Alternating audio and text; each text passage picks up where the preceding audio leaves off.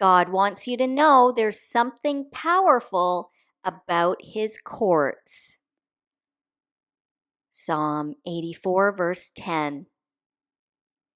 A single day in your courts is better than 1,000 anywhere else.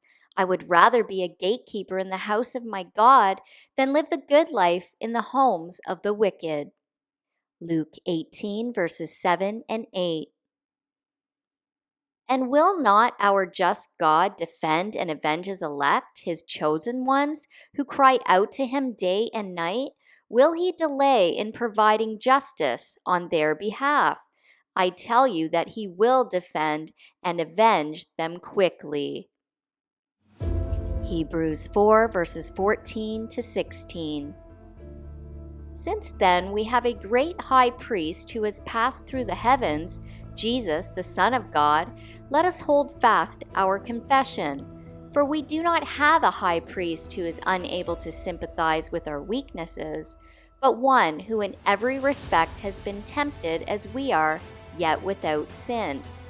Let us then, with confidence, draw near to the throne of grace, that we may receive mercy and find grace to help in time of need. So how do we as believers enter into His powerful courts so we may be heard when we need forgiveness, justice, or when a petition or request needs to be heard? Psalm 100, verses 4 and 5. Enter His gates with a song of thanksgiving, and His courts with praise. Be thankful to Him, bless and praise His name.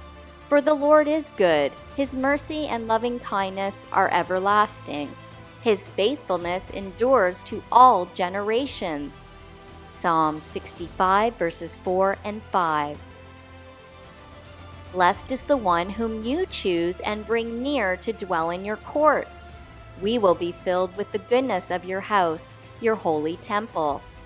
By awesome and wondrous things you answer us in righteousness, O God of our salvation, you who are the trust and hope of all the ends of the earth and of the farthest sea. Philippians 4, verse 6. Be anxious for nothing, but in everything by prayer and supplication with thanksgiving, let your requests be made known to God.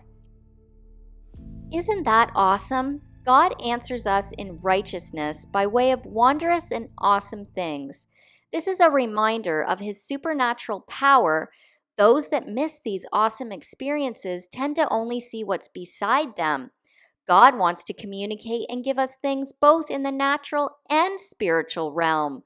I want to be living right so I can receive God's decrees over my life, not because I'm anyone special in that sense, but because Jesus died that I might follow Him and receive His precious promises, not just in heaven, but while I'm alive today.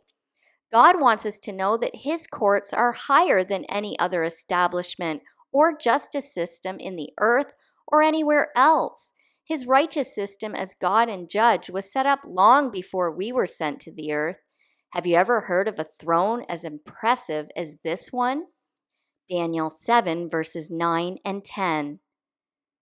I kept looking until thrones were set up, and the Ancient of Days, God, took His seat. His garment was white as snow, and the hair of His head like pure wool. His throne was flames of fire.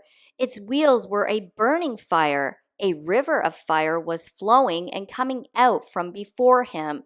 1,000 thousands were attending Him, and 10,000 times 10,000 were standing before Him. The court was seated, and the books were opened.